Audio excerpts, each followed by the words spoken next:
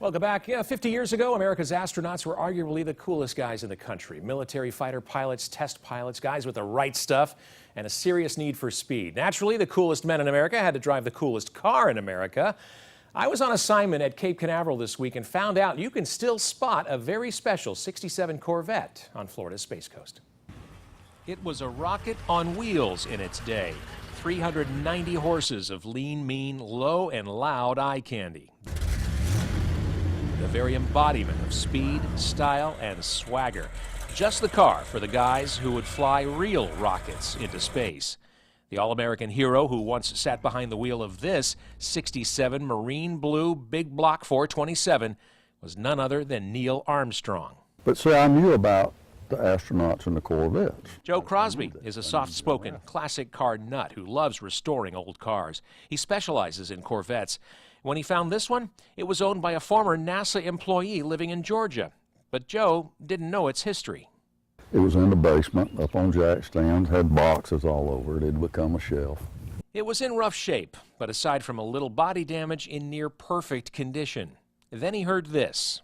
And he just said, "Oh yeah, that car belonged to Neil Armstrong." I said, "Oh no." Yeah. He said, "Yeah, it did." I said, "No, it didn't." But it did, and he's got the paperwork to prove it. Joe brought it back to his home on the Space Coast with plans to restore it. But when word got out about its famous previous owner, he was advised to preserve it instead.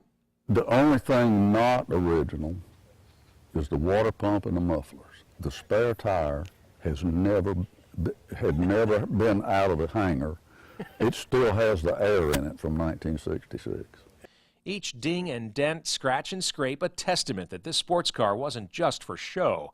The only real damage was to the back end. The story goes that Armstrong was doing donuts in a NASA parking lot and hit a light pole. They lived a fast life, and they had a good time and good form. Life's a little slower for this unique piece of automotive history now.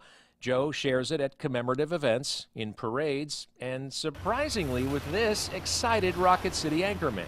You know how to drive a stick shift? Oh, yes, sir. You're not going to let me drive this, are you? But in a sudden lapse of judgment, he did.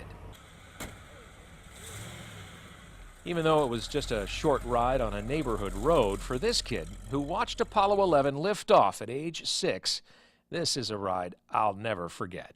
And then I get to come here 50 years later and drive the actual Corvette. Well, you're welcome. You're quite very welcome. Man, that's cool. That's cool. You get a kick out of this too, don't you? Now, Joe bought that car in 2012, the same year Armstrong passed away. He's had offers to buy it, including, he says, one from the U.S. Space and Rocket Center here several years ago, but he's decided to keep it home in Florida, close to where Armstrong first drove it.